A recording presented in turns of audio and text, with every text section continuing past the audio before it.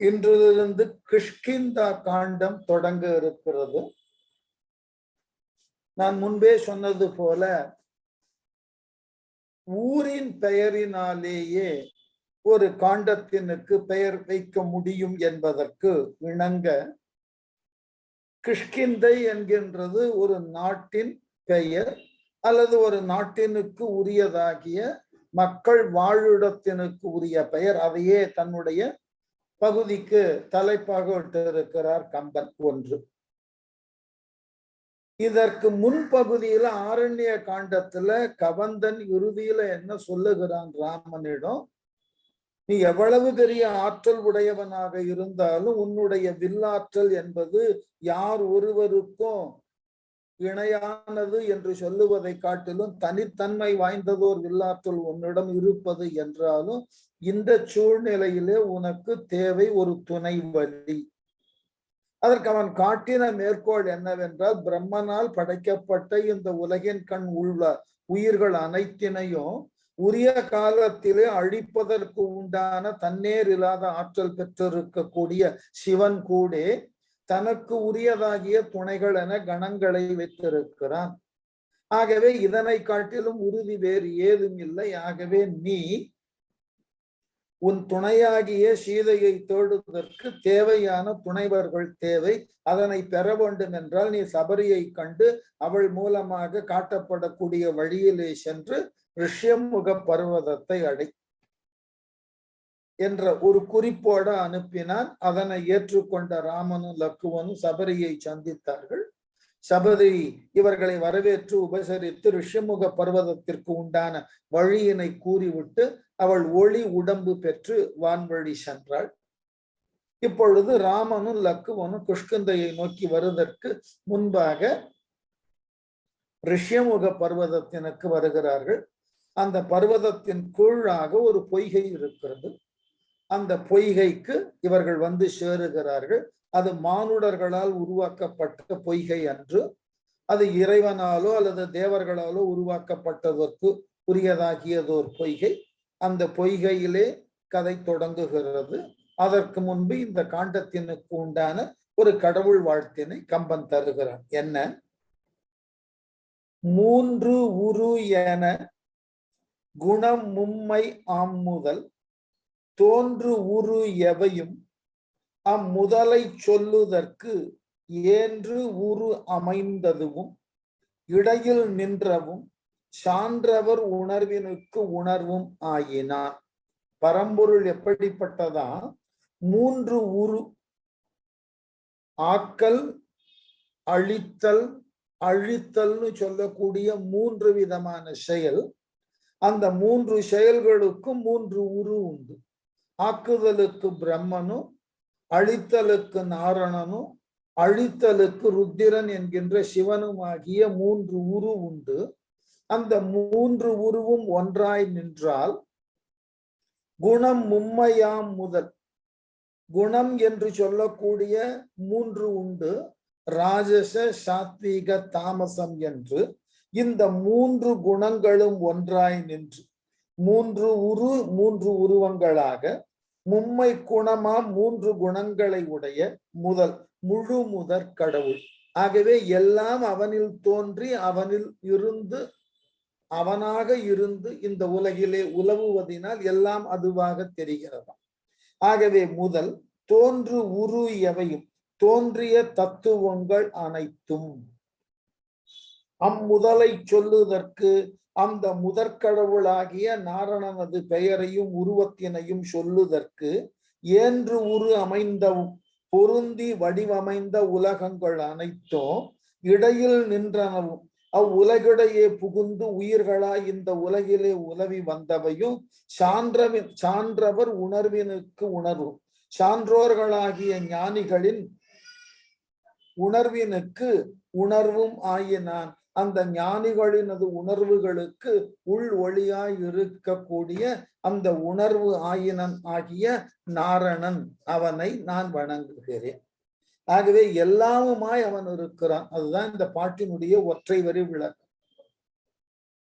அந்த எல்லாம் என்பதிலே மூன்று இறை உருவமும் அவனே, மூன்று குணங்களும் அவனே, இதுகாரும் உலகிலே தோன்றிய தத்துவார்த்தங்கள் எல்லாம் விளக்கக்கூடிய விளக்கமும் அவனே. இந்த இடை நின்ற உலகங்களின் கண்ணே தோன்றக்கூடிய அனைத்து உயிர்களும் அவனே. அந்த உயிர்களின் ஊடாக நின்று அவைகளை இயக்கக்கூடியவனும் அவனே. அறிந்த ஞானிகளினது தத்துவங்களிலே பொலிபவனும் அவனே. எல்லாம் அவனே. அப்படிப்பட்டவன். அவனை வணங்கிவிட்டு இந்த பகுதிக்குள்ளே நுழைகிறோம். பம்பை வாவி படலம். வாவினாலே குளம்னு அர்த்தம். அந்த பம்பை என்று சொல்லுவதற்கு உரிய ஒரு குளத்தினுக்கு அருகே இவர்கள் வருகிறார்கள். அது ரிஷ்யமுக பர்வதம் என்று சொல்லக்கூடிய மலையின் கீழாக இருக்கக்கூடியதோர் வாவி. முதல்ல அந்த வாவியின் வர்ணனையை பார்ப்போம். தேன்படி மலரது செங்கண் வெங்கைமா தான் படிகின்றது தெளிவு சான்றது.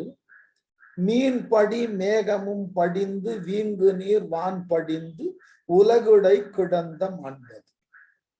தேன்படி மலரது, அந்த பொய்கையை சுற்றி அந்த பொய்கையிலும் தேன் சிந்தக்கூடிய மலர்களை தன்னகம் கொண்டிருக்கிறது. செங்கண் வெங்கை மாவது, சிவந்த கண்களையும் வலிமை பொருந்திய கையினையும் உடைய யானைகள் தான் படிகின்றது தன்னிடத்தே மூழ்கி திளைக்க பெறுவதற்கு உண்டானதாகிய ஆழம் நிறைந்திருக்கக்கூடியவர். யானைகள் கூட்டம் கூட்டமாக வந்து அந்த வாவியிலே படிந்து குளிப்பதற்கு உரிய அளவிலே இடம் தரக்கூடிய வாவி என்றால் அப்ப அந்த வாவியினுடைய ஆழத்தை நாம் புரிந்து கொள்ளலாம். தெளிவு சான்றது, தெளிவு மிக்கது. மீன்படி, விண்மீன்கள் பொருந்தி இருக்கக்கூடிய மேகமும் படிந்து வானத்து மேகங்களும் தன்னிடம் தங்க பெற்றது. வீங்கு நீர் வானம், மிகுதியான நீரை உடைய வானமே உலகிடை படிந்து கிடந்து இவ்வுலகிலே வந்து கிடக்கின்றது என்று சொல்லக்கூடிய அளவினுக்கு சிறப்பினை உடையது மாண்பது. அவ்வளவு பறந்து பட்டதும் ஆழம் கொண்டதும் தெளிந்த நீரினை உடையதும் பலவாகிய மலர்களை கொண்டிருக்கக்கூடியதும் யானைகள் கூட்டமாக வந்து குளித்தற்கு ஏதுவானதும் ஆகியதோர் வாவி. அதுதான் இந்த பம்பை வாவி என்கின்ற மிக பெரியதோர் குளம். என்றால் குளம், ஏரி என்றால் ஏரி, அந்த நீர் நிலையது. அடுத்து ஈர்ந்த நுண் பளிங்கு என தெளிந்த ஈர்புணல் பேர்ந்து ஒளிர் நவமணி படர்ந்த பித்திகை சேர்ந்துழி சேர்ந்துழி நிறத்தை சேர்தலால் ஓர்ந்து உணர்வு இல்லவர் உள்ளம் ஒப்பது. ஈர்ந்து நுண் பளிங்கு என அறுத்து செம்மை செய்யப்பட்ட பளிங்கு கற்களை போல். இயற்கையிலேயே பளிங்கு கற்களானது கிடைக்கக்கூடிய நிலையில பார்த்தீர்கள் என்றால் சற்று ஒளி குன்றியதாக இருக்கும். அதை முறையாக ஒட்டி எடுத்து அதனுக்கு உரியதாகிய பக்குவங்கள் எல்லாம் செய்ததற்கு பிறகு ஒளி ஊடுருவதற்கு உரியதாகிய மிக அழகான தோற்றத்தை பெறும். அதனாலதான் சொன்னார் ஈர்ந்துன்னா வெட்டின்னு. நுண் பளிங்குன்னு சொன்னதுனால செம்மை செய்யப்பட்ட பளிங்கு. எவ்வாறு செம்மை செய்யப்பட்ட பளிங்கு கல்லானது ஒளியினை ஊடுருவக்கூடிய அளவினுக்கு பிரகாசத்தை கொண்டிருக்கிறதோ அது போல தெளிந்த ஈர்புணல் தெளிவாக உள்ளது அந்த வாவியில் உள்ள குளிர்ந்த நீர். ஒரு பளிங்கு கற்களை பார்க்கின்றது போல இருக்குமா அந்த நீர்நிலையை பார்க்கின்ற பொழுது? பளிங்களும் ஒளி ஊடுருவும், அது போல இந்த நீர்நிலைகளும் ஒளி ஊடுருவி அடி வரைக்கும் தெளிவா தெரியும். பேர்ந்து ஒளிர் இடைவிட்டு ஒளி வீசுகின்ற நவமணி படர்ந்த நவமணிகளும் வைத்து உழைக்கப்பட்டுள்ள பித்திகைனாக்க படிச்சுவர்கள். ஒரு வாவின்னு சொன்னா அதுல மானுடர்கள் இறங்கி குளிப்பதற்கு இறங்கி நீர் அருந்துவதற்கு படிகள் கட்டப்பட்டிருக்கும். அதுக்கு பேரு படித்துறைன்னு பேரு. துறை என்று சொன்னாலே நீரினை முகக்கக்கூடிய நீரினை ஒடுக்கக்கூடிய பகுதிக்கு துறைன்னு பேர். அந்த துறையில படிகள் கட்டப்பட்டிருப்பதினாலே அது படித்துறை. அந்த படித்துறைக்கு பழைய தமிழ் சொல் பித்திகைன்னு பேர். அந்த படிகளில் எல்லாம் எதை வைத்து உழைத்திருக்கிறார்களா? நவமணிகளை வைத்து உழைத்திருக்கிறார்களா? ரத்தினங்களை வைத்து படிகளை உழைத்திருக்கிறார்களா? அப்படி என்றால் அந்த வாதியினுடைய மேன்மை புரியும். ஆகவே சேர்ந்துழி சேர்ந்துழி அந்த வைரங்கள் போன்றிருக்கக்கூடிய ஒளிமிகுந்த கற்களை எல்லாம் வைத்து பதித்ததனால அந்த துறையில நீரானது சேர சேர நிறத்தை சேர்தலால் அந்தந்த மணிகளினது நிறத்தை அந்த நீர் பெறுகிறது. என்ன அழகான காட்சி! இந்த படித்துறையில நவமணிகளாலும் பதிக்கப்பட்டிருக்கின்றன. இந்த நீரானது சிறு சிறு அலைகளாக அந்த படிகளிலே வந்து மோதுகின்ற பொழுது எந்த மணியின் மாட்டு அந்த நீரானது மோதுகிறதோ அந்த மணியினது நிறத்தை அந்த நீர்ப்பரப்பு பெற்று விடுகிறது. அவ்வளவு அழகான நீர்ப்பரப்பு. ஆகவே பெறுவதால் ஓர்ந்து உணர்வு இல்லவர் பல நூல்களை ஆராய்ந்து உண்மை பொருளை உணரும் அறிவில்லாதவர்களின் உள்ளம் ஒப்பது மனத்தினை போன்றது இருக்கிறது. ஏன்? அந்த நீருக்கு உண்மை நிறம் இல்லை. பல நூல்களை கற்று தேர்ந்ததன் பின்னும் எது உண்மை என்று தெரியாதவன் மனம் குழம்பி இருப்பது போல் பலவாகிய நவரத்தினங்களை படிகள் தோறும் பெற்றிருப்பதினால் படிகளிலே நீர் அலைகள் வந்து மோத மோத ஒவ்வொரு முறையும் ஒவ்வொரு நிறத்தை அந்த நீரினது பரப்பானது காட்டிய வண்ணம் இருக்கிறது. அதனால காண்பவர்களுக்கு எது போல் தெரிகிறதா? பல நூல் கற்றும் தெளிவில்லாத உள்ளத்தினை போன்று இந்த நீரும் பலவிதமான வண்ணங்களை காட்டிய வண்ணம் இருக்கிறது என்று காட்சியளிக்கிறது. குவால் மணி தடம் தோறும் பவளக்கோல் இவர் கவான் அரசு அன்னமும் பெடையும் காண்டலின் தவா நெடு வானகம் தயங்கு மீனொடும் உவாமதி உலப்பு இல உதித்தது ஒப்பது. குலால் மணித்தடம் தரும். குலால்னா குவியல் குவியலாக அந்த பொய்கைகள்ல ரத்தினங்கள் குவிக்கப்பட்டிருக்கின்றன. அந்த பொய்கையினுடைய கூழாக பார்த்தீர்கள் என்றால் நமக்கு தெரியும், ஒரு நல்ல குளம் நல்ல விதமான ஸ்படிகம் போல நீர் இருந்ததுன்னா அந்த நீரின் அது பரப்புல கீழே இருக்கக்கூடிய பொருள்களெல்லாம் தெரியும். இந்த வாதி ஏற்கனவே பளிங்கு போல இருக்குன்னு சொல்லிட்டேன். அந்த வாதியின் கீழாக பார்த்தால் மணலுக்கு பதிலா ரத்தினங்கள் குவியல் குவியலாக கிடக்கின்றன. குழாள் மணி தடங்கள் தோறும் அந்த குவியல் குவியலாக ரத்தினங்கள் குமிக்கப்பட்டிருக்கக்கூடிய இடங்களெல்லாம் பவளக்கோல் இவர் கவான், பவளத்தாலான கோல் போன்ற சிவந்த நீண்ட கால்களை உடைய அன்னப்பறவைக்கு அழகான விளக்கம் தருகிறது.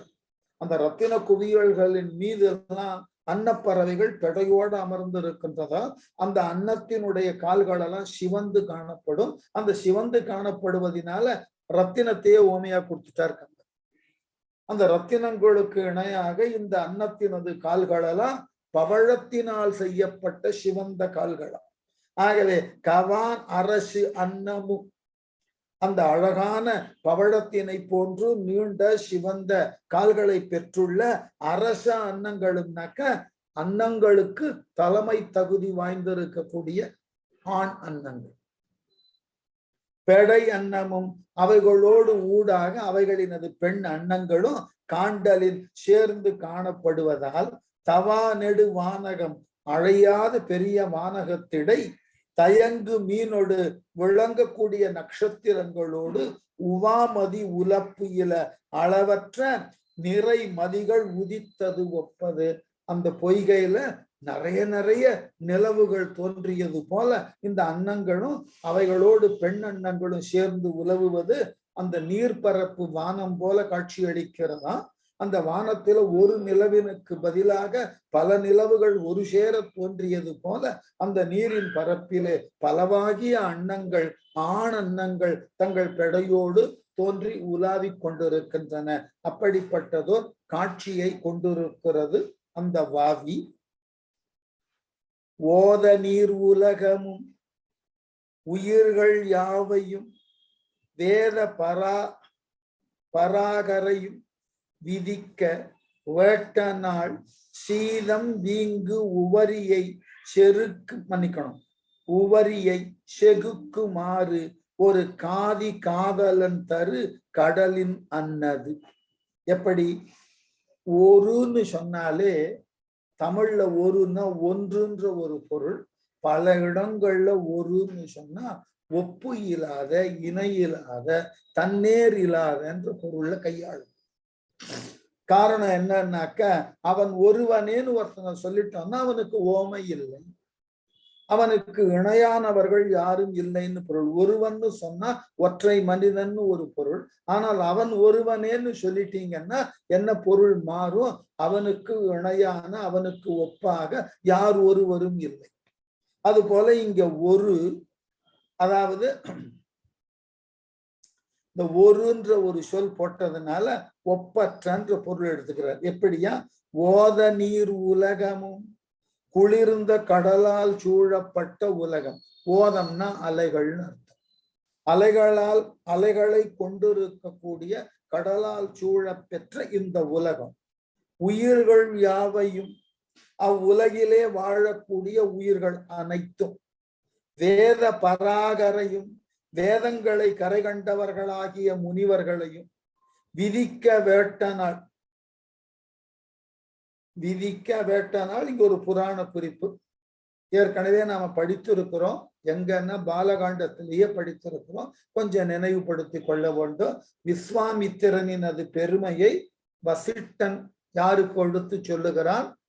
தயரதனுக்கு கொடுத்து சொல்லுகின்ற பொழுது விஸ்வாமித்திரன் அது பெருமையை சொல்லுவான். என்ன? திரிசங்கு என்று சொல்லக்கூடிய ஓர் மன்னன் தான் விரும்பிய மானுட வடிவிலேயே சொவனம் போக வேண்டும், சொர்க்கம் போக வேண்டும்னு ஆசைப்பட்டான். பல துறவியர்களை சென்று சந்தித்தான். இது குறித்து யார் ஒருவரும் அது முடியாது என்று சொல்லிவிட்டார்கள். இறுதியில விஸ்வாமித்திரனிடம் வந்து கேட்டான், அது என்னால் முடியும், நான் உன்னை அனுப்புகிறேன் என்று அவர் சொன்ன பொழுது, அதனால் இருமாந்த நிலையில மற்ற முனிவர்களிடம் போய் தருக்கினான். பாருங்கள், உங்களால் முடியாது என்று சொன்னீர்கள், விஸ்வாமித்திரர் என்னை மானுட தேகத்தோடு சொர்க்கத்திற்கு அனுப்புவதற்கு உத்தரவாதம் தந்திருக்கிறார். தங்களை ஏளனம் செய்ததினால இந்த துறவியர்களுக்கு கோபம் வந்து, ஞானத்தினுக்கு புறம்பாக நீ பேசுவதினாலே நீ மானுடனாகவே இருக்க தகுதியற்றவன், நீ சண்டாளன்னு சபித்தார்கள். அதனால தேக பொலிவினை உழந்து சண்டாள தேகத்தினுக்கு உட்படுகிறான் திரிசங்கு. அந்த தேகத்தோடைய மீண்டும் விஸ்வாமித்திரனிடம் அடைகிறான். கவலை கொள்ளாதே திரிசங்கு, உன்னை இந்த தேகத்திலேயே நான் உன்னை சுவனம் நோக்கி அனுப்புகிறேன்னு அனுப்பினேன். அதே தேகத்தோட வானுலகு நோக்கி போறான் திரிசங்கு. போன உடனே அங்கிருந்த இந்திரன் என்ன செய்தான்? சண்டாள தேகத்தோடு சுவனத்திற்கு யார் வருவதுன்னு அங்கிருந்து அவனை உதைத்து தள்ளினான். அங்கிருந்து கீழே விழுந்த நிலையிலே, விழக்கூடிய நிலையில திரிசங்கு அலறிய பொழுது விஸ்வாமித்திரர் தன் தவ வலிமையினாலே திரிசங்குவை வானிலே நிறுத்தி அங்கு ஓர் புதியதோர் சுவனத்தை உருவாக்கினார். இதுக்கு பேரு திரிசங்கு சொர்க்கம்னு பேர். இதை நாம பாலகாண்டத்துல படிச்சிருக்கோம். அதை இங்க கொஞ்சம் நினைவுபடுத்தி ஆயிற்று. ஆகவேதான் விதிக்க வேட்ட நாள் திரிசங்கு அரசனுக்காக படைக்க விரும்பிய காலத்தில் சீதம் வீங்கு உவரியை நான்முகன் படைத்த குளிர்ச்சி மிகுந்த உப்பு கடலை செகுக்குமாறு வெல்லுமாறு ஒரு கடலின் அன்னது படைத்த நன்னீர் கடலை ஒத்தது. விஸ்வாமித்திரர் எல்லாம் புதியதாக படைக்க தொடங்கிய உடனே அவர் என்ன நினைத்தாரா? பிரம்மனால் படைக்கப்பட்ட இந்த கடலானது உப்பினை கொண்டிருக்கிறது, நான் திரிசங்குவினுக்காக படைக்கப்படக்கூடிய கடலானது உப்பில்லாத நல்ல சுவையான நீரினை கொண்ட கடலாக இருக்க வேண்டும் என்று படைத்திருந்தால் அந்த கடலினை போன்று இருக்குமாம். எது? இந்த வாவி, இந்த பம்பை வாவி அது போன்று இருக்குமாம். அத்தகைய தெய்வத்தன்மையும் சிறப்பு தகுதிகளையும் கொண்டிருந்ததாம் அந்த வாவி, ஒப்பற்ற வாவி. எல் படர் நாகர்தம் இருக்கை ஈது எனக்கிற்பது ஓர் காட்சியது எனினும் கீழ் ஊர கற்பகம் அணைய அக்கவிஞர் நாட்டிய சொற்பொருளாம் என தோன்றல் சான்றது. ரொம்ப அழகான மேற்கோள். வாவியினுடைய சிறப்புக்கு என்ன இருந்தாலும் கம்பன் இடம் கிடைக்கின்ற இடத்தெல்லாம் அறிஞர்தம் கவிதையை சொல்லுவோம். ஏற்கனவே நாம ஒரு இடத்துல பார்த்தோம், இந்த அறிஞர்களினுடைய கவிதையை பல இடங்கள்ல மேற்கோளாகவே கம்பன் காட்டி செல்லுவோம். கோதாவரி நதியை கடக்கின்ற பொழுது என்ன சொன்ன, சான்றோர் கவியென கிடந்தது கோதாவரி. கோதாவரியினுடைய ஆழமும் அகலமும் காணுதற்கு இயலாதது. அதுபோல சான்றோர்களால் எழுதப்பட்ட கவிதையின் கண் உள்ள பொருளினது ஆழமும் அதனது அகலமும் சாதாரண மானுடருக்கு தெரியாது. அதே மற்றொரு இடத்துல என்ன சொல்லுவான், ஞானியர்தம் சொல்லானது, ஞானியர்களினது அறிவுரையானது நல்லவர்கள் காதுல தான் தெளிவாக போய் சேரும், நல்லவர்கள் அல்லாதவர் காதுல பட்டு வெளியே போகும். ஆகவே அந்த புல்லோர் செவியவே புகுந்து புறப்பட்டது போல. இதெல்லாம் கம்பனுக்கு ரொம்ப இயல்பாக வரக்கூடிய கற்பனைகள். அந்த இடத்துல இந்த சிந்தனையையும் எடுத்துக்கொள்ளுகிறார். இந்த வாவியில இருக்கக்கூடிய நீரினது தன்மை என்னன்னா சான்றோர் கவின்னு காட்டுகிறார். எப்படி? எல் படர் நாகர்தம் இருக்கு அப்பொய்கை ஒளி, எல்லுன்னா ஒலின்னு, ஒளின்னு அர்த்தம்.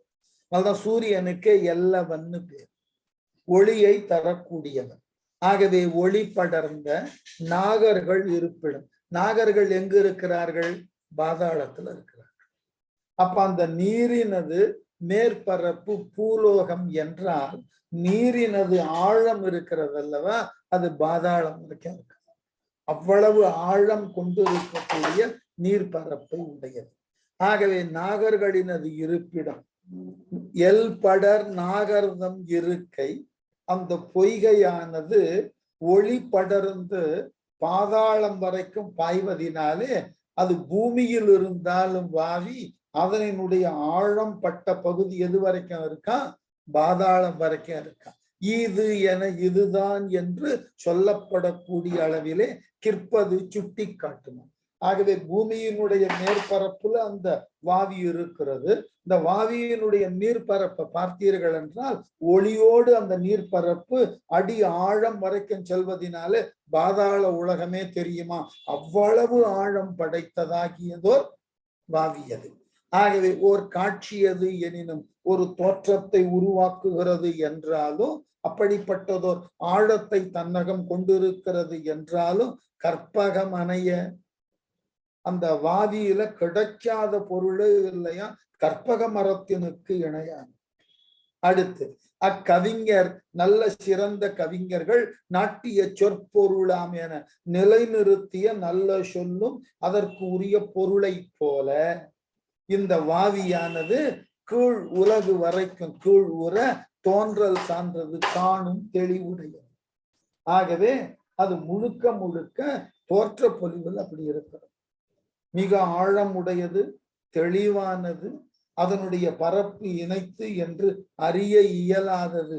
அது போல இந்த வாவியானது அறிஞர்தம் கவிதை போல ஆழமுடையதாயும் அகன்றிருப்பதாயும் ஒளிவுடையதாயும் இருக்கிறது. அத்தகு சிறப்புடையதாக இவ்வாவி இருக்கிறது.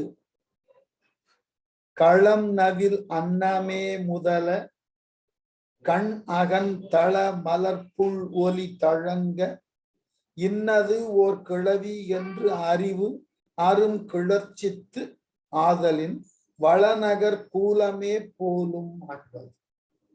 அந்த நகருக்கு கொடுத்திருக்கக்கூடிய மற்றொரு சிறப்பு என்ன?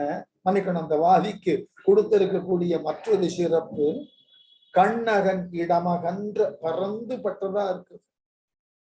தளமலர் இதழ்களை உடைய பலவாகிய தாமரை மலர்கள் இருக்கக்கூடிய களம் நவில் இனிதாக கூவுகின்ற அன்னமே முதல அன்னங்கள் ஏற்கனவே பார்த்துட்டோம். அரச அன்னங்களும் அவைகளினது துணை அன்னங்களும் அங்கு பல உலவி கொண்டு இருக்கின்றன. ஆகவே அந்த நீர் பொய்கையின் மேற்பரப்புல பலவாகிய அன்னங்கள் இருக்க புல் ஒளி, புல்லுன்னா பறவை, இந்த அன்னங்கள் அல்லாமல் ஏனைய பிற பறவைகளும் விடவிடாது ஒலித்து கொண்டிருக்கக்கூடிய தழங்க மிகுதியாக ஒலிக்க இன்னது ஓர் கிளவி என்று இன்ன பறவையினது ஒலி இது என்று பகுத்து அறிய முடியாத அளவுக்கு பலவாகிய பறவைகள், அவைகளினது வேறுபட்ட ஒலிகள். அறிவு அரும் கிளர்ச்சித்து அறிய முடியாத எழுச்சியை கொண்டிருக்கிறவர். பலவாகிய பறவைகள், அவைகள் ஒலி எல்லாம் கலந்து வருகிறது. இன்ன பறவையின் ஒலி இது என்று யாராலும் தெரிந்து கொள்ள முடியாது. ஆகவே அதனால அந்த வாதியை சுற்றி அந்த பறவைகளினது ஒலி மிக்கு இருப்பதினால இது எப்படி காட்சி அளிக்கிறதா? வளநகர் கூலமே போல் செல்வம் மிக்கு இருக்கக்கூடிய நகரினுடைய கூல வாணிகங்கள் நடைபெறக்கூடிய வீதி இருக்கல்லவா, நவதானியங்கள் செய்ய விற்கக்கூடிய வீதிகளை போல மாண்பது சிறப்பினை கொண்டிருப்பதாக இருக்கிறது அவ்வாறு. ஆகவே அந்த வாதியில பல பறவைகளினது ஒலி இடைவிடாது கேட்டதினால எந்த பறவையினது ஒலி அங்கு கேட்கப்படுகிறதுன்னு தெரியல. அது எப்படி இருக்கிறதுன்னா, ஒரு நல்ல செழிப்பான நகரத்துல நவதானியங்கள் விற்கக்கூடிய வீதியில திரளான மக்கள் ஒன்று சேர்ந்து ஒவ்வொருவரும் ஒவ்வொரு பொருளினது விலை கேட்டால் அந்த ஒலியானது பலவிதமான குழப்பங்களை தருவது போல இங்கு பலவிதமான பறவைகளினது ஒலி அப்படி இருக்கின்றனவா. நல்ல மேற்கோள் வேண்டும்னா 2 நாள் முன்னாடி தொலைக்காட்சியில காட்டினா இந்த தீபாவளியை குறித்து மக்கள் பொருளை வாங்குவதற்காக ரங்கநாதன் வீதியில எப்படி குழுமி இருந்தார்கள்னு, அது போல அந்த வீதிக்குள்ள போய் நின்றால் தெரியும் யார் என்ன பேசுகிறார்கள்னே புரியாது. அரிமலர் பங்கையத்து அன்னம் எங்கனும் புரி குழல் புக்க இடம் புகழ்கிலாதையாம் திருமுகம் நோக்கலாம் இறந்து தீர்ந்தும் என்று எரியினில் புகுவன என தோன்றும் விட்டது. அரிமலர் பங்கையத்து அன்னம், அரிமலர்னாக்க சிவந்து இருக்கக்கூடிய செந்தாமரைகள், அதன் மேலாக அமர்ந்துள்ள அன்னங்கள். அரிமலர் பங்கை, அரினா செவ்வரி ஓடிய சிவந்த இழைகளை கொண்டிருக்கக்கூடிய இதழ்களை உடைய தாமரை மலர்கள். அந்த தாமரை மலர்கள் மீது அமர்ந்துள்ள அன்னங்கள், செந்தாமரை மலர்களின் மீது அமர்ந்துள்ள அன்னங்கள். புரி குழல் புக்க இடம், சுருண்ட கூந்தலை உடைய சீதை சென்ற இடத்தை புகழ்கிலாதையாம் அறிந்து கூற இயலாத நாங்கள் திருமுக நோக்கலாம். ராமபிரானது அழகிய திருமுகத்தை எவ்வாறு பார்ப்பது? சீதை சென்ற திசை, சீதை யாரால் எடுத்து செல்லப்பட்டால் இப்பொழுது எங்கு இருக்கிறாள் என்பதை நாங்கள் ராமனுக்கு சொல்லவில்லை என்றால் நாங்கள் எவ்வாறு ராமன் முகத்தை பார்ப்பது? நாங்கள் பார்க்க மாட்டோம் என்று, இறந்து தீர்தும் என்று, இறந்து ஒழிவோம் என்று, எரியில் புகுவன என, எரியக்கூடிய தீயில நாங்கள் விழுந்து இறக்கின்றோம் என தோன்றும் விட்டது. அப்படிப்பட்ட ஒரு காட்சியை தரத்தக்க அளவிலே இந்த அன்னங்கள் இருக்கின்றன.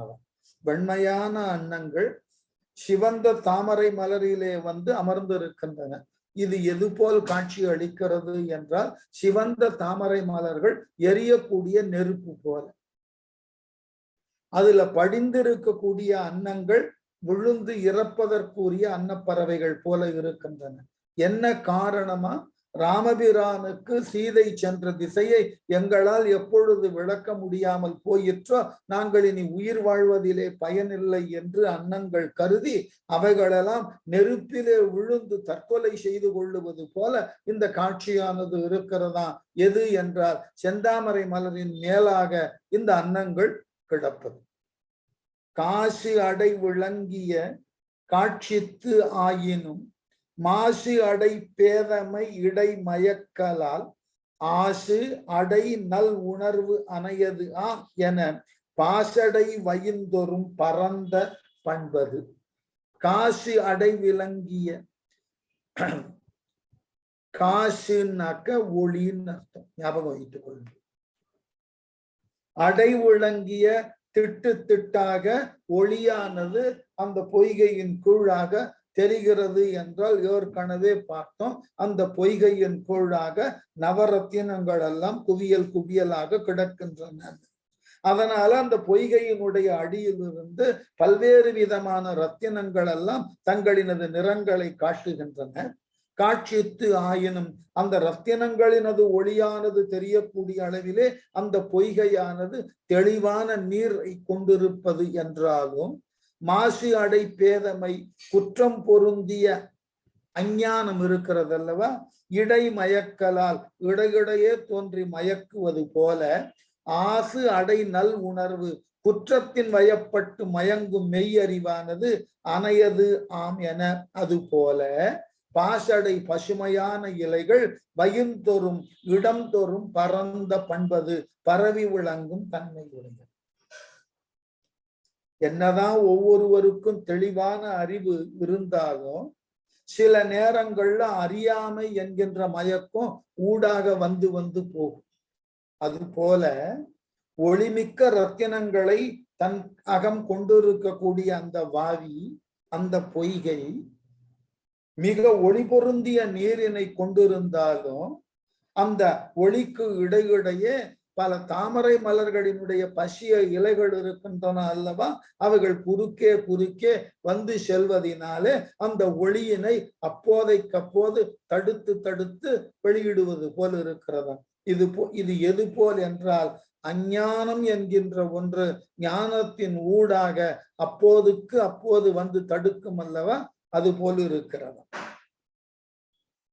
களிப்படா மனத்தவன் காணின் கற்பு எனும் கிளிப்படா மொழியவள் விழியின் கேள் என துளிப்படா நயனங்கள் துளிப்பச்சோறும் என்று ஒளிப்படாது ஆயிடை ஒளிக்கும் மீனது.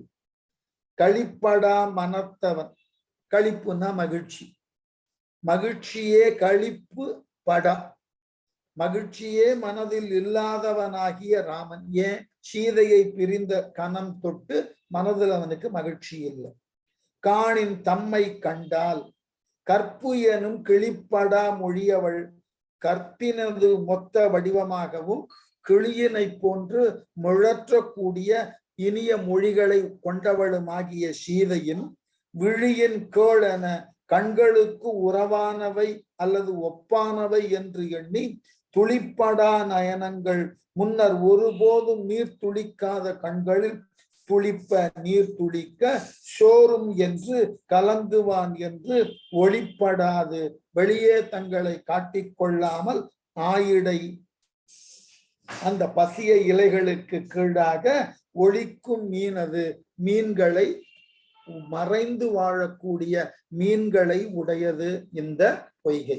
என்ன உவமை, அந்த தாமரை மலரினுடைய பசிய இலைகள் அங்கங்கு படர்ந்து இருக்கின்றன. அந்த இலைகளினுக்கு கீழாக மீன்கள் ஒளிந்து கொள்ளுகின்றன. ஏன் மீன்கள் ஒளிந்து கொள்ளுகின்றன? எங்கே தங்களை ராமன் பார்த்து விட்டால் தாங்கள் அந்த ராமனது மனைவியாகிய சீதையின் கண்களுக்கு இணையாக இருக்கிறோம் என்றதை பார்த்து ஐயோ சீதையை நாம் பிரிந்திருக்கிறோமே என்று கவலை கொண்டு ராமனது கண்கள்ல கண்ணீர் வந்து விடும்.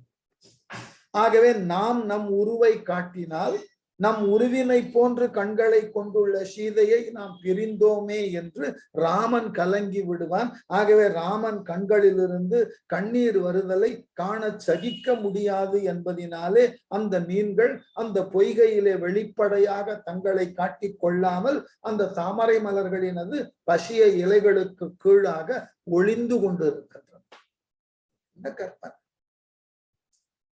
கழைப்படு முத்தம் கலுழி கார் மத மழைபடு தரளம் மணியும் வாரி நேர் இழை படர்ந்தனைய நீர் அருவி எய்தலால் குழைபடு முகத்தியர் கோலம் ஒப்பது.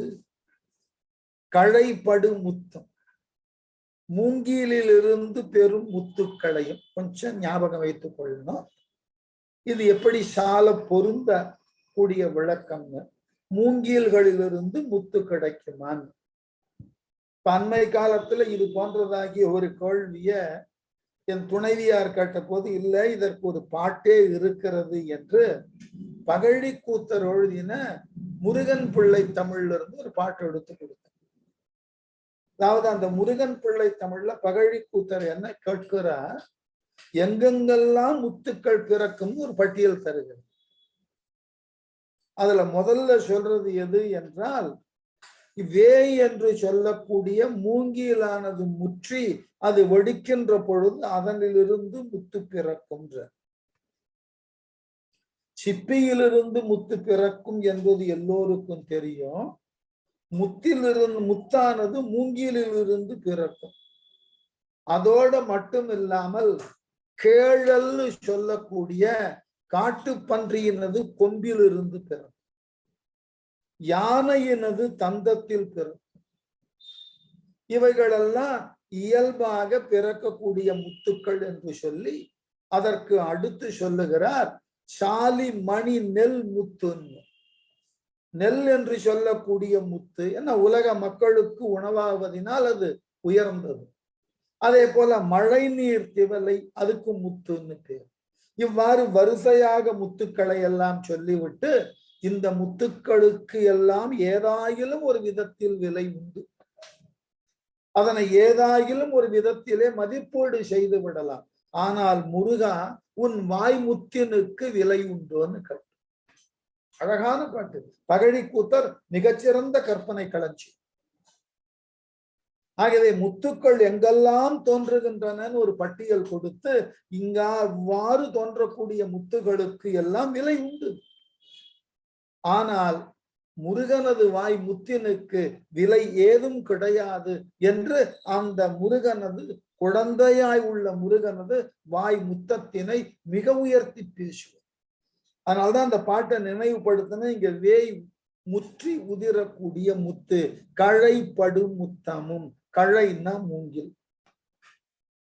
ஏன் தெரியுமா கழைன்றது மூங்கில்ன்ற சொல்லுக்கு வருது? நம்ம பார்த்திருக்கலாம் நடைமுறையில சில சொற்களை. கழை கூத்தாடி, மூங்கிலை வைத்துக் கொண்டு சிலம்பாட்டம் ஆடுபவனுக்கு கழை கூத்தாடி. கயிறு மேலே நின்று கொண்டு கையில ஒரு மூங்கில் கழியை வைத்துக் கொண்டு நடந்து காட்டுவான். அவனுக்கு பேரு கழை கூத்தாடி. கழைன்னா மூங்கில். அதுபோல 11 ஆடலை பற்றி சிலப்பதிகாரத்துல படிச்சிருக்கோம். அந்த 11 ஆடலை ஒட்டி பின்னர் வரக்கூடிய கிராமியம் சார்ந்த கூத்துல கழாய் கூத்துன்னு ஒண்ணு படிச்சிருக்கோம். அதனால இந்த கழைன்றது மூங்கில்ன்றது நினைவுபடுத்திக் கொள்ளுதற்கு. ஆகவே கழைப்படு முத்தமும் கலுழி கார் மத மழைப்படு தரளம். அதாவது கலங்கலாகிய கரிய மதநீர் பெருக்கை உடைய மழைபடு தரளமும் மேகம் போன்ற யானையின் தந்தத்திலிருந்து தோன்றும் முத்துக்களையும். பகழி கூத்தருக்கு யார் கருத்து கொடை கொடுத்திருக்காருன்னு தெரிஞ்சு போச்சா? பகழி கூத்தருக்கு முன்னாடி கம்பன் இந்த கருத்தை அப்படியே எழுதி காட்டுகிறான். எங்கெங்கிருந்தெல்லாம் முத்து கிடைக்கின்றன என்று. ஆகவே மேகம் போன்று கருத்து இருக்கக்கூடிய யானை, அந்த யானையினது தந்தம், அந்த யானையானது மழை நீரை போல் கலங்கிய மத நீரை சொரியக்கூடிய அந்த யானையினது தந்தத்திலிருந்து தோன்றும் முத்துக்களையும் மணியும் பிற மணிகளையும் வாரி ஒன்றாக சேர்த்து எடுத்துக்கொண்டு நேரிழை படர்ந்தனைய தக்க அணிகலன்களை தன் மீது படிந்தது போன்று, அணிகலன்களை அணிந்து கொண்டது போன்று நீர் அருவி எய்தலால் மலை அருவி வந்து கலத்தலால் குழைப்படு முகத்தியர் காதணிகளை பொருந்திய முகத்தை உடைய மகளிரின் கோலம் ஒப்பது ஒப்பனையை ஒத்துவிடும். அந்த பொய்கையினுடைய தோற்றத்தை ஒரு பெண்ணா கற்பனை செய்து கொள்ளுங்கள். அந்த பொய்கையினது தோற்றத்துல பல நவமணிகள் இருக்கிறது என்று ஏற்கனவே பார்த்திருக்கிறோம். அப்ப பலவாகிய நவமணிகளை கொண்டு அந்த பொய்கை என்கின்ற பெண்ணானவள் தன்னை ஒப்பனை செய்து கொண்டிருக்கிறார். அந்த ஒப்பனையானது சற்று குலையக்கூடிய அளவுல அருவியானது வந்து கீழே விழுகிறது. அது எது போலன்னா அந்த அருவி விழுதல் என்பது அந்த நீரினது மேற்பரப்பை கொஞ்சம் கலக்குவது எது போல் இருக்கிறதுன்னா இந்த ஒப்பனையில் ஒன்றாகிய இவளினது காதணியை அசைப்பது போல் இருக்கிறது. மிக அழகான கற்பனை. அடுத்து பொங்கு வெங்கடகரி பொதுவின் ஆடலின் கங்குலின் எதிர்பொரு கலவி பூசலில் அங்கம் நொந்து அலசிய விலையின் ஆய்வளை மங்கையர் வடிவு என வருத்தம் மெய்யது. ஏற்கனவே நமக்கு தெரியும், கம்பன் வாய்ப்பு கிடைக்கின்ற இடத்திலெல்லாம் கொஞ்சம் சிங்கார சுவையோடு கருத்து சொல்லுவோம். ஏனென்றால் ஒரு பொய்கையின் வர்ணனைன்னு வரும்போது ஒரு நீர்நிலைய என்ன உயரிய நிலையில வர்ணித்தாலும் நீர்நிலை தான். அந்த நீர்நிலையை வர்ணிக்கின்ற பொழுது தன்னால் இயன்றதாகிய பல கற்பனைகளை பொருத்த அந்த நீர்நிலையின் மூலமாக கம்பன் கவித்திறனையும் உயர்த்தி கொள்ளுகிறார். அதோடு கற்பவர்களுக்கு அந்த கவிதைகளின் பால் ஒரு ஈர்ப்பையும் உண்டாக்கிவிடும். இந்த பாடல்ல முதல்ல அந்த பாடல்ல அந்த பொய்கை அலங்காரங்கள் பலவற்றை செய்து கொண்டிருந்த நங்கையை போல் இருந்ததுன்னு காட்சி காட்டுகிறார். அடுத்தது என்ன சொல்லுகின்றான்? பொங்கு வெங்கடகரி மிக்க வெம்மை வாய்ந்த மதநீரை உடைய யானைகள் பொதுவின் ஆடலின் பொதுவாக அந்த பொய்கை நீரிலே மூழ்கி குளிப்பதினால் கங்குலின் எதிர்ப்பொரு இரவு காலத்தில் தம்முன் எதிர்பட்டு செய்கின்ற கலவி பூசலில் புணர்ச்சி போரினால் ஆணோடு பெண் புணர்ந்து செய்யக்கூடியது கலவி பூசல். அங்கம் நொந்து உறுப்புகள் வருந்தி அலசிய சோர்ந்த ஆய்வளை விலையின் மங்கையர் ஆய்ந்தெடுத்த வளையல்களை அணிந்த விலை மாதர்களினது வடிவு என உடம்பும் போல வருந்தும் மெய்யது. அந்த நீர்நிலை வருந்தி கொண்டிருந்தது. அப்ப இந்த நீர்நிலை என்பது விலை மாதர்கள். விலை மாதர்களோடு முதல் நாள் இரவிலே ஆடவர்கள் மிகுதியான காம முயக்கு கொண்டு கலந்து மகிழ்ந்ததினால் அந்த ஆடவரினது செயல்பாட்டினாலேயே இந்த பெண்களினது உடல் நொந்தது போல இந்த பொய்கையில பலவாகிய யானைகள் இறங்கி குளிப்பதினால் அது எது போல் இருந்ததுன்னா கலவி பூசலிலே நொந்த உடலை கொண்டிருந்த பெண்களை போன்று விலை மாதரை போன்று இந்த பொய்கை காட்சியளித்தது. தன் மேனி நொந்து விண்தொடர் நெடுவரை தேனும் வேழத்தின் வண்டு உளர் நறு மத மழையும் மண்டலால் உண்டவர் பெரும் களி உரலின் ஓதியர் தொண்டையம் கனி எழுதல் தோன்றல் சான்று. விண்தொடர் நெடுவரை தேனும், அந்த பொய்கையை சுற்றி மலைகள் இருக்கின்றன. அந்த மலைகள் உயரம் எப்படியா? விண்தொடர் நெடுவரை. விண்ணுன்னா வானம், வானத்தை சென்று தொடக்கூடிய அளவிலே உயர்ந்ததாகிய சிகரங்களை கொண்டுள்ள மலைகள். அந்த மலைகளில் இருந்து கிடைக்கக்கூடிய தேன், அந்த தேனெல்லாம் அருவிகளாக பெருக்கெடுத்து ஓடி இந்த பொய்கையில கலக்கின்ற. நெடுவரை தேனும் வேழத்தின் வண்டு உளர் நறு மத மழையும் மண்டல. வேழம்னா யானைகள். யானைகள் மிகுதியாக கூட்டமாக இந்த நீர்நிலையில குளிக்கிறதுனால அந்த யானைகளினது உடலிலே தோன்றக்கூடிய வண்டு உலர் நறுமத மழை, வண்டுகளால் மொய்க்கப்படுதற்குரிய இனிய சுவையை உடைய மத நீரும் இந்த வாவியில மண்டுகின்றன, மிகுதியாக கலக்கின்றன. இந்த மண்டுதல்ன்ற சொல்லுக்கு மிகுதின்னு போகும். மண்டலால் உண்டவர் பெரும் களி உரலின், அந்த நீரை யாரெல்லாம் உண்ணுகிறார்களோ மிக களிப்பை அடைகிறார்கள். ஏனென்றால் ஒண்ணு தேனும் மயக்கத்தை கொடுக்கும், மத நீரும் மயக்கத்தை கொடுக்கும். இந்த இரண்டும் மிகுதியாக கலந்து போனதுனால என்ன ஆயிற்று? அந்த நீரை உண்ணக்கூடியவர்களெல்லாம் உண்டவர்களெல்லாம் களிப்பினை கள் உண்ட நிலைக்கு தள்ளப்படுகிறார்கள். பெருங்களி உரலின் ஓதியர், அந்த பொய்கையில அழகான கூந்தலை உடைய பெண்கள் எல்லாம் தொண்டையம் கனி இதழ் கோவைப்பழம் போன்ற சிவந்த உதடுகள் போல் தோன்றலில் சான்றது, தோன்றுதலை அமைந்ததா அந்த பொய்கை. அழகான இளம் பெண்கள் மதுவருந்தி மயங்கியது போல அந்த முழு வாவியும் காட்சியளிக்கிறது. அடுத்து ஆரியம் முதலிய 11 பாடையின் பூரியர் ஒரு வழி புகுந்தது ஆம் என ஓர்கில கிளவிகள் ஒன்றோடு ஒப்பு இல சோர்வு இல விளம்பு புல் துவழுகின்றது துவன்றுகின்றது. இந்த பாட்டுல வேற ஒரு செய்தி. பாரதி பின்னாடி எழுதின இல்லையா, அவள் செப்பு மொழி 18 உடையால் எனினும் சிந்தனை ஒன்றுடையாள். பாரதிக்கு அந்த 18 மொழி என்பது எதன் நோக்கிலிருந்து பெறப்பட்டதுன்னா கம்பனிலிருந்து. பாரதி தன் முன் வாழ்ந்த பல கவிஞர்களை திறம்பட கற்றிருக்கிறான்றதுக்கு இதுதான் மேற்கோள். கம்பன் எழுதி காட்டுகிறான், ஆரியத்தை முதலாக கொண்டு இந்த இந்திய துணை பெருங்கண்டத்தில 18 மொழிகள் இருந்தன. ஆகவே ஆரியம் முதலிய 18 பாடைன்னா பாஷை என்பதை அப்படியே தமிழ்ல பாடைன்னு 18 மொழிகளில் பூரியர் புலமை இல்லாத புல் அறிவு உடையவர்கள் ஒரு வழி புகுந்தது ஆம் என ஓரிடத்தில் புகுந்து அவரவர்களுக்கு தெரிந்த மொழியில புலமையே இல்லாமல் பேசிக் கொண்டிருந்தால் எப்படி இருக்கும்? பொருளற்ற பேச்சு.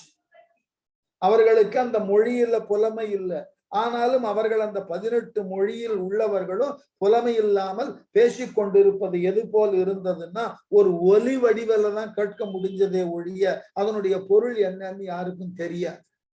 அது போல அந்த பொய்கையை சுற்றி இருக்கக்கூடிய பறவைகள் பல, அவைகள் ஒவ்வொன்றும் ஒவ்வொரு விதமான ஒலியை எழுப்புகின்றன.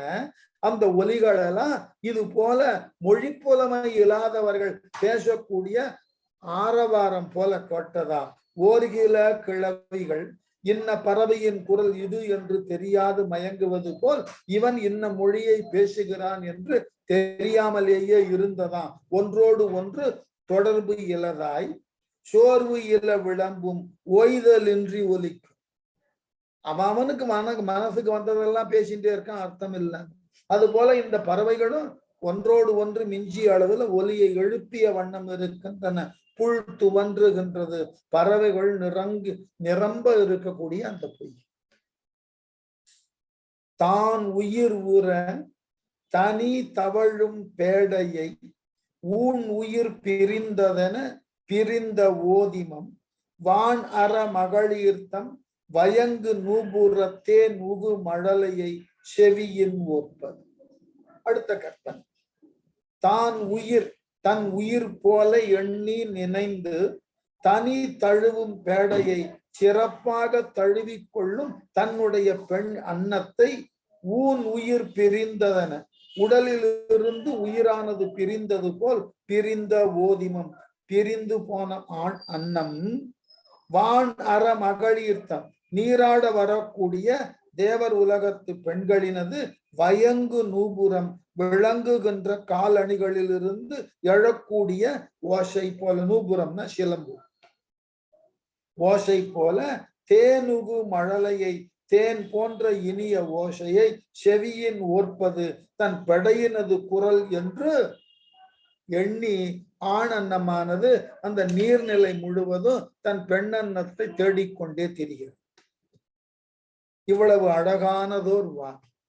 அடுத்து ஈறு இடல் அறிய மால்வரை நின்று ஈர்த்து இழி ஆறு இடு விரை அகில் ஆரம் ஆதிய ஊரிட ஒள்நகர் உரைத்த ஒன் தள சேறு இடு பரணியின் திகழும் தேச. அடுத்த கற்பனை. ஈறு இடல் அறிய அந்த பொய்கை, ஈறுனா எல்லைன்னு அர்த்தம். அந்த பொய்கையில இருக்கக்கூடிய நீரினது பரப்புக்கு எல்லை கூற முடியாதான், கண்ணு கட்டின வரைக்கும் தண்ணி. மால்வரை நின்று பெரிய மலையிலிருந்து ஈர்ந்து இழி இழுத்து கொண்டு இறங்கி ஏற்கனவே பார்த்தோம். அந்த மலையிலிருந்து பல அருவிகள் அந்த நீர்நிலையில விழுந்த வண்ணம் இருக்கின்றன. அந்த அருவிகள் வருகின்றன, என்ன செய்யும்? மலையில இருக்கக்கூடிய மனம் மிகுந்த சந்தன மகிழ் போன்றவற்றையும் இழுத்து வருகிறதாம். ஆறு இடு அருவிகள் இட்ட விரை அகில் மிகுதியான மனம் உடைய அகில் ஆரம் ஆதிய சந்தனம் முதலிய வாசனை மரங்கள் ஊறிட அந்த பொய்களை ஊறி போனதுனால ஒள்நகர் உரைத்த செல்வம் மிக்க நகர மக்கள் அரைத்த ஒன் தளச்சேறு ஒள்ளிய சந்தனத்தினது குழம்பு இருக்குல்ல, அது போல இடு பரணியின் விட்டு நிரப்பிய சந்தன கிண்ணத்தை போன்று இருக்கிறதா அந்த குளம். அவ்வளவு பெரிய குளம்ன்றது ஒரு பெரிய சந்தன கிண்ணமாக கற்பனை பண்ணிக்கொள்ளும். அந்த சந்தன கிண்ணம் முழுவதும் சந்தனத்தை அரைத்து நிரப்பினால் இப்படி இருக்கும்.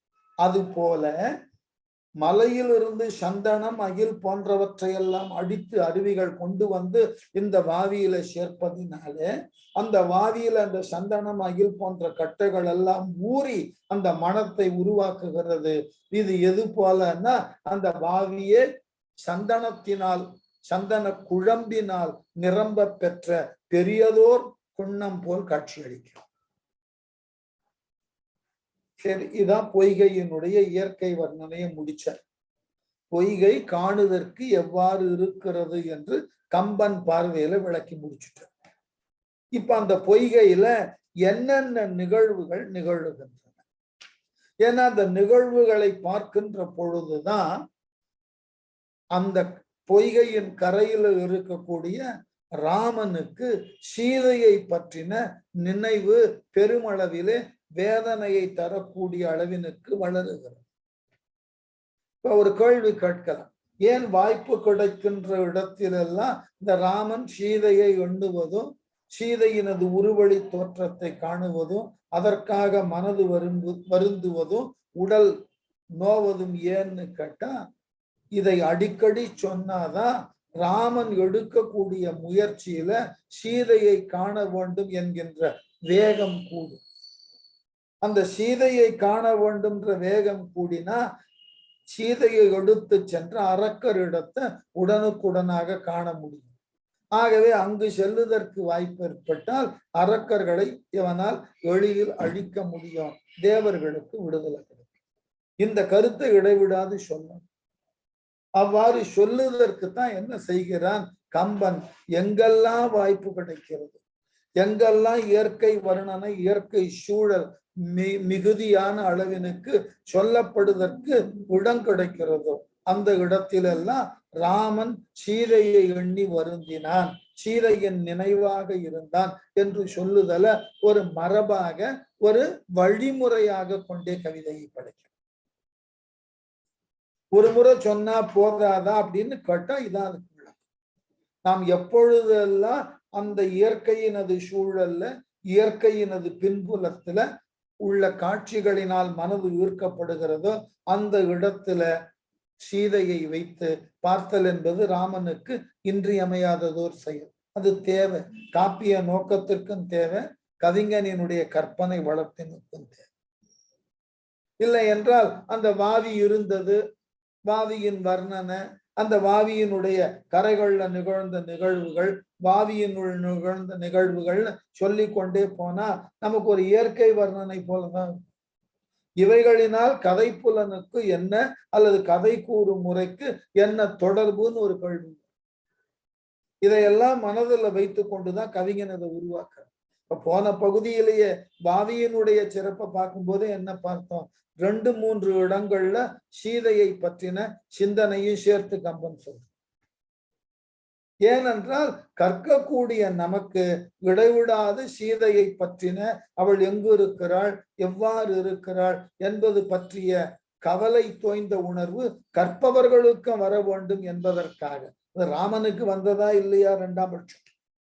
இந்த கதையை தொடர்ந்து கற்கக்கூடிய நாம் நமக்கு சீதையை பற்றின நினைவு மறந்துவிடக் கூடாது என்பதற்காக கவிஞன் மேற்கொள்ளக்கூடிய அழகான உத்திகள்ல இருக்கும்.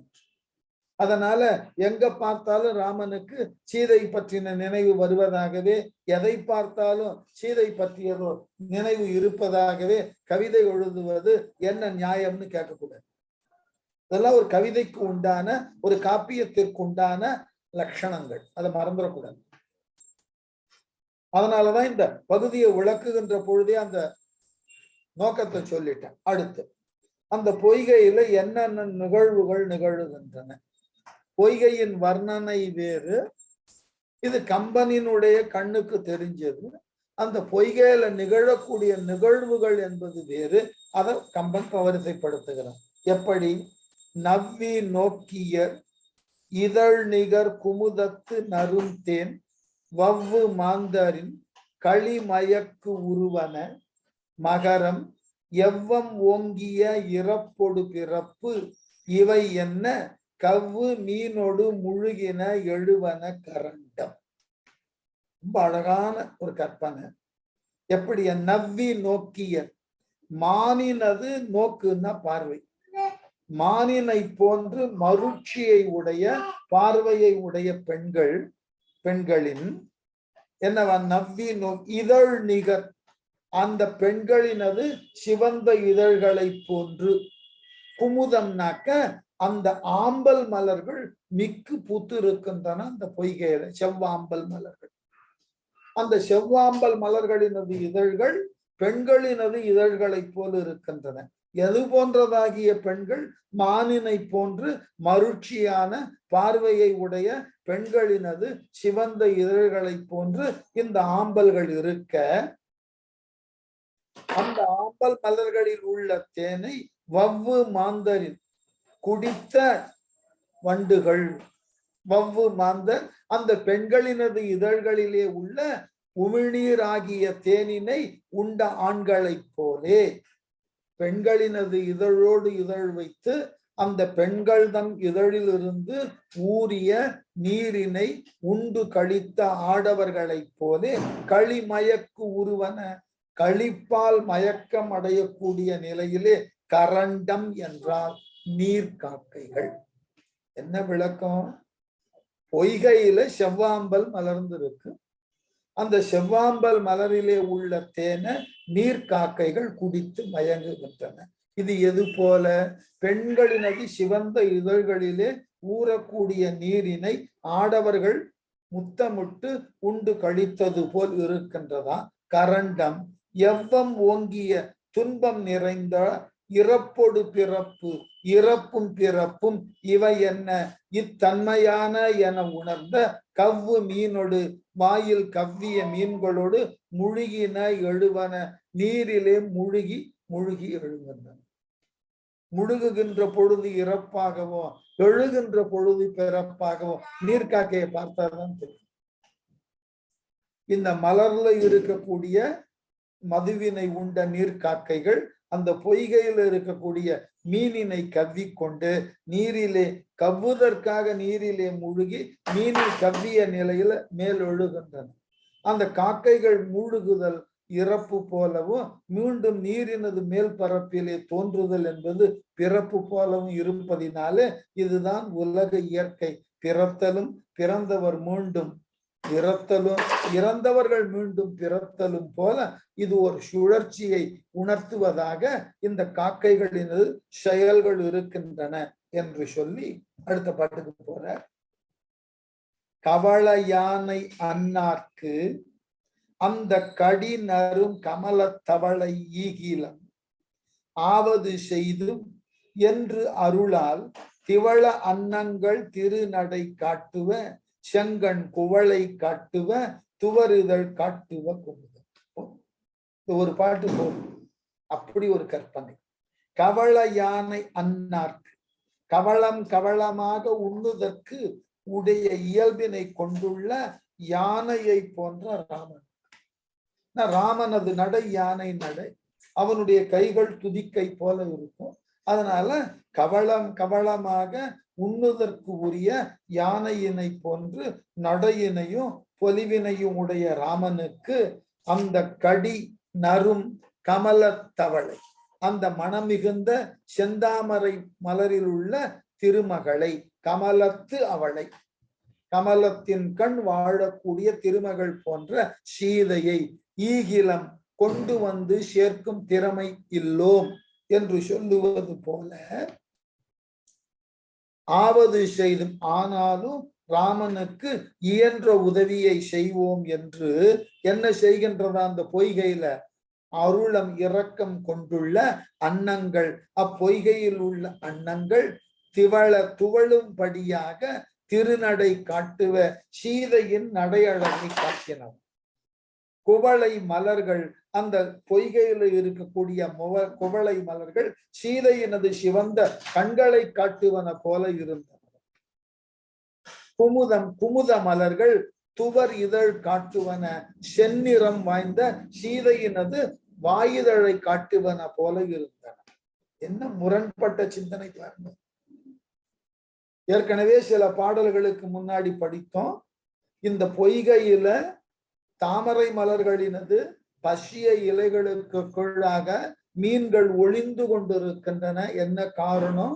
எங்கே ராமன் நம்மை கண்டுவிட்டால் சீதையின் நினைவு அவனுக்கு வந்து அழுது விடுவானோ, ஆகவே ராமனை அழ வைத்த செயலை நாம் செய்துவிடக் கூடாது என்று மீன்கள் பசிய இலையின் கீழாக ஒளிந்து கொண்டிருந்தனன்னு எழுதி கம்பன். அதே கம்பன் இங்க எழுதுறான், அந்த பொய்கையில இருந்த அன்னங்கள் தாமரை மலரிலே இருக்கக்கூடிய திருமகளாகிய சீதையை அவளை கொணர்ந்து இந்த ராமனுக்கு கொடுக்கக்கூடிய ஆற்றல் நமக்கு இல்லை என்றாலும் நம்மால் இயன்றன செய்வோம் என்று அந்த பொய்கையில இருந்த அன்னங்கள் இங்கும் அங்குமாக உலவி தங்களினுடைய நடையை போன்று சீதையின் நடை இருக்கும். ஆதலால் சீதையை அவனுக்கு நினைவூட்டின. அந்த குவளை மலர்களெல்லாம் சீதையினது கண்களை நினைவூட்டின. செவ்வாம்பல் மலர்களெல்லாம் சீதையினது இதழ்களை நினைவூட்டின. அன்னமும் மலர்களும் ராமனுக்கு சீதையின் நினைவை ஊட்ட, ஆனால் அந்த குளத்தில் இருந்த மீன்களும் எங்கு நாம் நினைவூட்டி விடுவோமோ அதனால் ராமன் கலங்கி விடுவானோ என்று கவலை கொண்டன. ஒரே பொய்கை, அந்த பொய்கையில வாழக்கூடிய உயிரினங்கள் ஒவ்வொன்றும் எவ்வாறு வேறுபட்ட நிலையில் சிந்தித்து இருக்கின்றன என்பதை கம்பனால மட்டும்தான் காட்டு. என்ன அழகான கற்பனை! பெய் கலன்களின் இலங்கு ஒளி மருங்கொடு பிறழ வைகளும் புனல் குடைபவர் வான் அற மகளிர் செய்கை அன்னங்கள் ஏந்திய சேடியர் என்ன பொய்கை அன்னங்கள் ஏந்திய பூங்கொம்பர் பொலிவ. பெய் கலன்களின் இலங்கு ஒளி, தாம் அணிந்திருந்த அணிகலன்களினது ரத்தினங்களினது ஒளியானது வெளியே சிந்த மருங்கொடு பிறழ எல்லா பக்கங்களிலும் ஒளி வீச. தெய்வ பெண்கள் அந்த பொய்கையில நீராட வருகிறார்கள். அவர்கள் அணிந்திருக்கக்கூடிய பலவாகிய அணிகலன்கள், அந்த அணிகலன்களிலிருந்து பதிக்க பெற்ற ரத்தினங்களினது ஒளி எல்லா மருங்கும் எல்லா பக்கங்களிலும் வீச, வைகளும் புனல் குடைபவர்கள் நாள்தோறும் அந்த பொய்கை நீரிலே மூழ்கி நீராடுபவர்களாகிய வானர மகளிர் தேவ பெண்கள் செய்கை அன்னங்கள் விளையாடுவதற்காக செய்யப்பட்ட செயற்கை அன்னங்கள். கொஞ்சம் புதிய செய்தியா இருக்கும், ஆனா கொஞ்சம் நடைமுறையில நம்ம நிறைய பார்த்திருக்கோம். இந்த குழந்தைகள் எல்லாம் டப்புல குளிக்கிறதுக்கு அந்த நீர் சேர்ந்து இருக்கக்கூடிய பகுதியில சின்ன சின்ன பொம்மைகளை இடுவார்கள். அந்த குழந்தை அந்த பொம்மையோட விளையாடி கொண்டு அந்த நீர்ல இன்னும் சிறிது நேரம் சுகமாக குளிக்கும் என்பதற்காக. அது போல அந்த தெய்வலோக பெண்கள் எல்லாம் இந்த பொய்கையில குடைந்து விளையாடுவதற்காக செயற்கையாக அன்னங்கள் செய்யப்பட்டு அது மிதக்க விடப்பட்டிருக்கும்.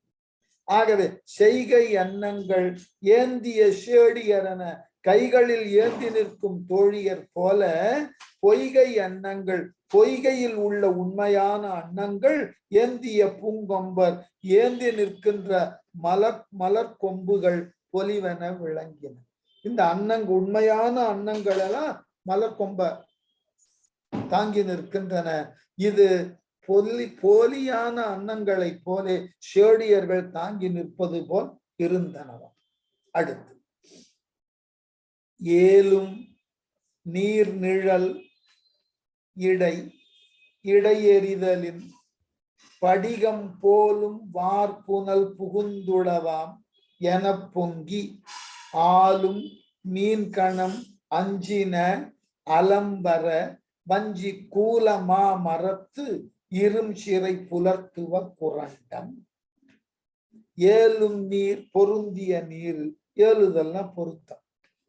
நிழல் இடை எறிதலின் மரங்களில் உள்ள கொக்குகளின் நிழல் இடையே விளங்குதலாலே படிகம் போலும் வார்ப்புணல் பளிங்கு போன்று ஒளி ஊடுருவ கூடிய அளவில் இருக்கக்கூடிய அந்த நீர்ப்பரப்பு புகுந்துளவாம் என கொக்குகள் தம்மை உண்ண புகுந்துள்ளது என்று எண்ணி, அந்த கொக்குகளினது நிழல் படுவதையே அந்த நீர்நிலையில இருக்கக்கூடிய மீன்கள் அஞ்சுகின்றன.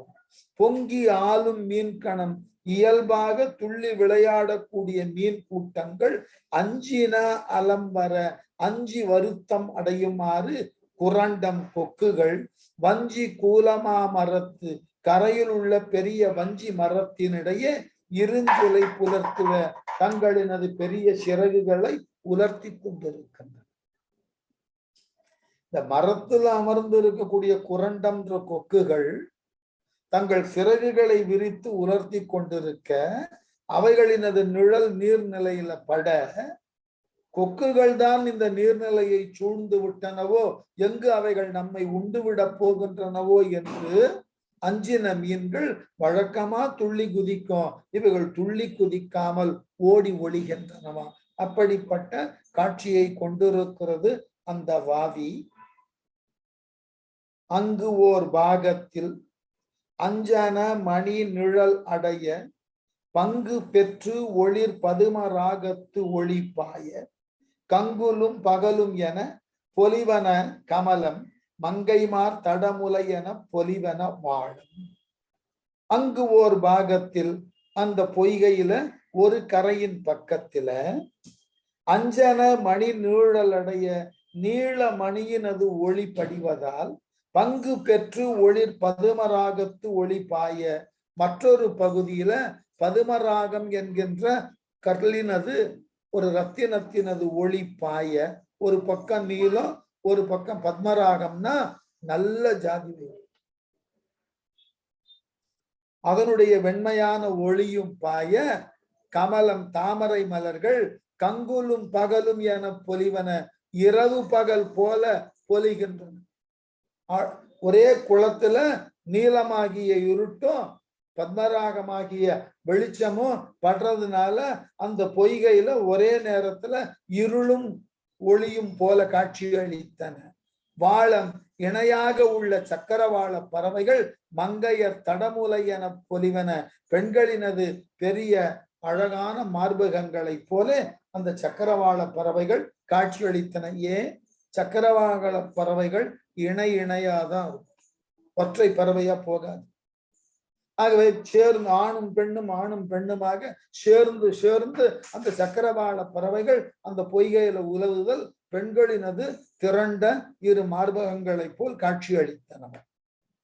வலி நடத்திய வாழென வாழைகள் பாய ஒலி நடத்திய திரைதோறும் உகழ்வன நீர்நாய் கலிநட களை கண்ணுளர் என நடம் கவின பொலிவு உடையது என தேரைகள் புகழ்வன போல். அந்த வாதியில இருக்கக்கூடிய மற்றைய உயிரினங்களினது செயல்களை அழகா சொல்றான். வலி நடத்திய வாழென வலிமையோடு வீசப்பட்ட வாளாயுதம் போன்று வாழைகள் பாய்வன, அப்பொய்கையில வாழை மீன்கள் இங்கும் அங்கும் பாய்கின்றன. அது எது போலன்னா ஒளி பொருந்திய கத்தியை வீசுவது போல அந்த வாழை மீன்களது பாய்ச்சலும் ஒளியும் இருக்கும். ஒலி நடத்திய திரைதொரும் ஒலித்து கொண்டிருக்கக்கூடிய அலைகள் இருக்க உகழ்வன நீர்நாய் உருண்டு செல்வனவாகிய நீர் நாய்கள் கலிநட சதங்கை ஒலிக்கு இணையாக களை கணுளாரென களை கூத்தாடிகள் போல நடம் கவின அவ்வாழை மீன்களின் மேல் நடனத்தை அழகியதாகிய செய்கின்றன.